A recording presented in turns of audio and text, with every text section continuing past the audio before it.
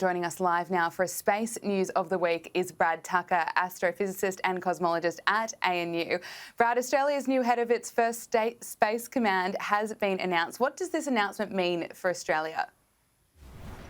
Yeah, look, this is an important move in terms of how space is used in defense and military, and in the future, how we're going to engage in other countries, potentially on a military aspect. You know, we saw and have talked a lot about Space Force when that was announced by Donald Trump, but that really kind of pulled the trigger on other groups doing it. China, Russia, France, Japan, other groups in Europe are really all trying to bring in their space assets across. And so what this is trying to do is, you know, currently Australia has assets in Army, Navy, Air Force, all related to space, bringing it together so you get better internal coordination, cooperation, and advancement, but then really using that as how it interplays into future potential conflicts. Now, we're not talking about Star Wars sort of things, but we're talking about how those are really a critical asset and infrastructure, how to protect them, and how they use and are guiding activity on the Earth. So it's a really encompassing topic that needs a dedicated person and command, as we're seeing with the new space division.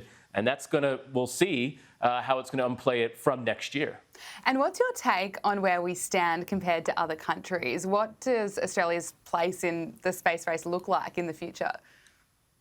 Yeah, look, you know, Australia actually has a really big kind of seat at the proverbial table here. So, you know, Australia and New Zealand, we kind of cover a sixth of space. We saw this last week when we were looking at the tracking of that Chinese rocket, of just how often it passed over the oceans and area near us and again New Zealand.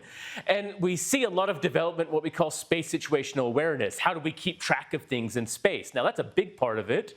Communications is a big part of it. And because of our land mass and location, we're a really critical part. And so a lot of other countries actually need us to some extent more than we need them.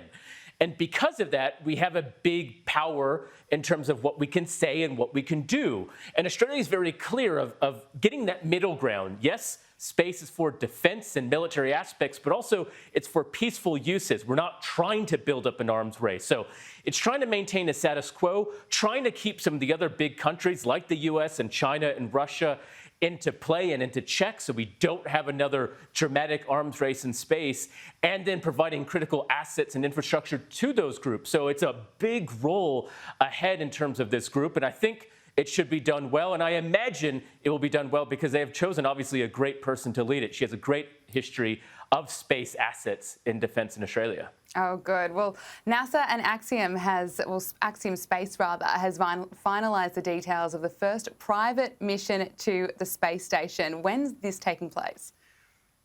Yeah, so this is slotted currently for about January or so next year. So, you know, 7 months time really from now. And so what this will be is Axiom Space is a company set up for kind of professional private astronauts. You're not talking about space tourism like Virgin Galactic or Blue Origin. You're really looking at people who are, instead of being assigned a country to act on in terms of their space activities, private companies. So this is groups engaging with this company, Axiom Space, to run missions, experiments, and those sorts of things.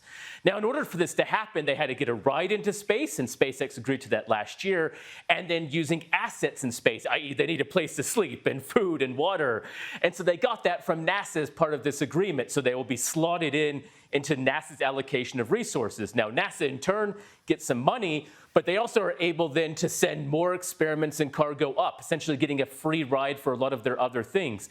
And ultimately what this means, more rides and people into space means more experiments and science and equipment that can be done and built, which directly actually benefits us here in Australia. That means we have better options. We don't have to wait for years for an experiment to go up. We now only have to wait months. So it's kind of a win-win-win for the global space community as part of this relationship.